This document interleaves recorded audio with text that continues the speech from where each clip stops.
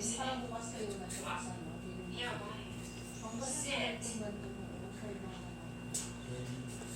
Listen, I talked to your mom about this thing. You guys had a Kapaan yan na i-repeat.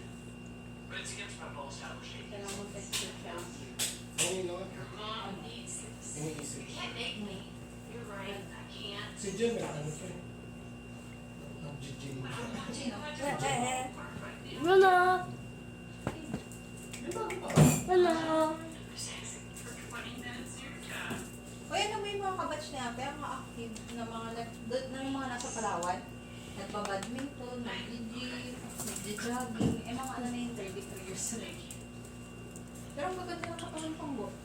Mga ano, fit talaga. It's weird when they cry. Luna!